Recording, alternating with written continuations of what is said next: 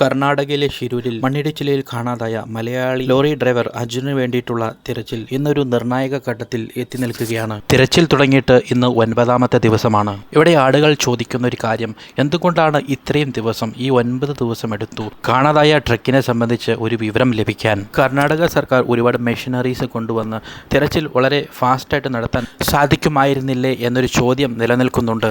എന്തുകൊണ്ടാണ് ഇത്രയധികം സമയമെടുത്തത്?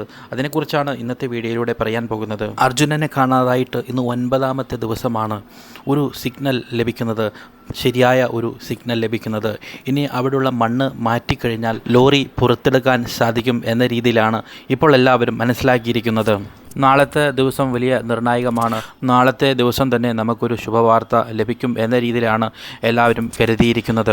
ആദ്യം നമ്മൾ നോക്കാൻ പോകുന്നത് കർണാടക സർക്കാർ എന്തുകൊണ്ടാണ് കൂടുതൽ ഫോഴ്സിനെയും കൂടുതൽ മെഷീനറീസും ഈ ഒരു മേഖലയിലേക്ക് കൊണ്ടുവന്ന് രക്ഷാപ്രവർത്തനം ദ്രുതഗതിയിലാക്കാതിരുന്നത്. തിരച്ചിൽ നീണ്ടുപോയതിനെ സംബന്ധിച്ച് കർണാടക സർക്കാർ പ്രധാനമായും 5 കാരണങ്ങളാണ് ചൂണ്ടിക്കാണിക്കുന്നത്. പ്രധാനമായും അവിടെയുള്ള ഭൂപ്രദേശത്തെ സംബന്ധിച്ചാണ്. അവിടെയുള്ള ആ ഒരു ഭൂപ്രദേശത്തോട്ട് ഹെവി മെഷീനറീസും അതുപോലെ എണ്ണത്തിൽ കൂടുതലുള്ള വാഹനങ്ങളും ആ ഒരു മേഖലയിലേക്ക് എത്തുകയാണെങ്കിൽ വലിയൊരു പ്രഷർ ഉണ്ടാകുകയും വീണ്ടും ഒരു മണ്ണിടിച്ചിലിനുള്ള സാധ്യതയുണ്ട്. അങ്ങനെ ഒരു മണ്ണിടിച്ചിൽ ഉണ്ടാവുകയാണെങ്കിൽ കൂടുതൽ പ്രശ്നത്തിലേക്ക് പോകുവാനുള്ള സാധ്യതയുണ്ട്.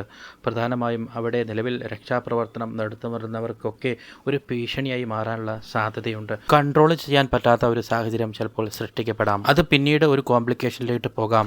തുടക്കത്തിൽ അവർ പറയുന്നതനുസരിച്ച് അവിടെ എത്തരത്തിലുള്ള പ്രഷർ താങ്ങാൻ സാധിക്കും എന്നുള്ള കാര്യങ്ങളൊക്കെ ഒന്ന് വിലയിരുത്തിയതിനു ശേഷം കൂടുതൽ സംവിധാനങ്ങൾ കൊണ്ടുവരാം എന്നൊരു കണക്കുകൂട്ടലിലായിരുന്നു. രണ്ടാമത്തെ പ്രധാന കാരണമായി പറയുന്നത് നിർത്താതെ പെയ്യുന്ന ശക്തമായ മഴയാണ്. നമുക്കറിയാം, ഇന്ന് അർജുനനെ കാണാതായിട്ട് ഇപ്പോൾ 9 ദിവസമായി.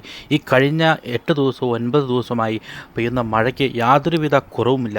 ഇടയ്ക്ക് ശമനം വരുമെങ്കിലും വീണ്ടും മഴ ശക്തി പ്രാപിച്ച് വളരെ ശക്തിയോടും കാറ്റോടും കൂടി തന്നെ ആ മഴയുടെ സാഹചര്യം അങ്ങനെ തന്നെ നിലനിൽക്കുകയായിരുന്നു ഈ 9 ദിവസവും. ഈ ശക്തമായ മഴയെ തുടർന്ന് പുഴയിൽ ശക്തമായ അടിയൊഴുക്കുണ്ടായിരുന്നു. മാത്രമല്ല ഈ വരുന്ന വെള്ളമൊക്കെ കല്ലും മണ്ണുമൊക്കെ നിറഞ്ഞ് സ്കൂബ ഡൈവേഴ്സ് പറയുന്ന പ്രകാരം വലിയൊരു വിസിബിലിറ്റി കുറവാണ്. അതുകൊണ്ട് തന്നെ തിരച്ചിൽ ഫലപ്രദമായ രീതിയിൽ നടത്താൻ പറ്റാത്ത ഒരു സാഹചര്യമായിരുന്നു. മൂന്നാമത്തെ കാരണമായി പറയുന്നത് ആ ഒരു ചെളിയാണ്. ഇത്തരത്തിൽ നിന്നുള്ള ഒരു ചെളിയിൽ നിന്നുമുള്ള തിരച്ചിൽ വളരെ ദുർഘടം പിടിച്ചതാണ്. അതിന് ഒരുപാട് സമയമെടുക്കും. അതിനാൽ തന്നെ പല സമയങ്ങളിലും വണ്ടി കംപ്ലൈൻ്റ് ആകുന്ന സാഹചര്യമുണ്ടായി. ഇതിനാലൊക്കെ തന്നെ തിരച്ചിൽ ഫലപ്രദമായി നടത്താൻ സാധിച്ചില്ല. നാലാമത്തെ കാരണമായി പറയുന്നത് സിഗ്നലുകൾ മാറി മാറി ലഭിക്കുന്ന ഒരു സാഹചര്യമായിരുന്നു. ചില സമയത്ത് ഒരു ഭാഗത്ത് കാണിക്കുകയും കുറച്ച് കഴിയുമ്പോൾ മറ്റൊരു ഭാഗത്താണ് സിഗ്നൽ കാണിക്കുന്നത്.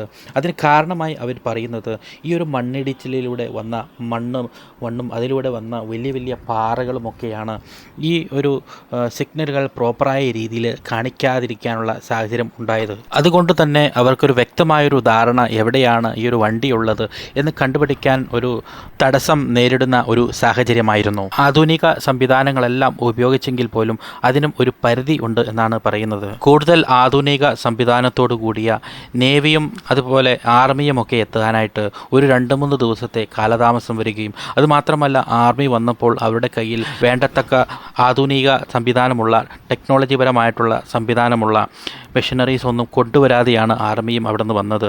പിന്നീടാണ് അവിടെ നിന്നും കൂടുതൽ മെഷീനറി വരുന്നതും അതുമൊക്കെ ഇതിനകത്ത് കുറേ തിരച്ചിൽ നീണ്ടുപോകുവാനുള്ള കാരണമായി കാണുന്നു. ഈ ഒരു സംഭവത്തിൻ്റെ ഗൗരവം കണക്കിലെടുത്ത് തുടക്കത്തിലെ തന്നെ ആദ്യ ദിവസം മുതൽ തന്നെ ഈ ഒരു കരസേനയും നാവികസേനയും ഒക്കെ ഈ ഒരു രക്ഷാദൗത്യം വളരെ ഊർജിതമായി വളരെ അഡ്വാൻസ്ഡ് ടെക്നോളജിയോട് കൂടി നടപ്പിലാക്കാൻ ശ്രമിച്ചിരുന്നെങ്കിൽ കുറച്ച് മുന്നേ നമുക്ക് അർജുനനെ കിട്ടുമായിരുന്നു. ടെക്നോളജി വലിയൊരു വീക്കായിരുന്നു എന്നാണ് കർണാടക സർക്കാർ പറയുന്നത്. ആ ഒരു റഡാർ സംവിധാനമൊക്കെ പ്രോപ്പറായിട്ട് വർക്ക് ചെയ്യുകയായിരുന്നെങ്കിൽ ഒരു പ്രോപ്പർ സിഗ്നൽ ലഭിക്കുകയും അതുവഴി അർജുനനെ വളരെ ഈസിയായിട്ട് കണ്ടെത്താമായിരുന്നു. തുടക്കത്തിലെ 2 ദിവസം കർണാടക സർക്കാർ കാണിച്ച അലംഭാവവും ടെക്നോളജിയിൽ സംഭവിച്ച വലിയ വീഴ്ചയുമാണ് ഈ ഒരു രക്ഷാദൗത്യം ഇത്ര ദിവസം നീണ്ടുപോയതിനുള്ള കാരണം. എത്രയും പെട്ടെന്ന് തന്നെ അർജുനനെ കണ്ടെത്താൻ സാധിക്കട്ടെ.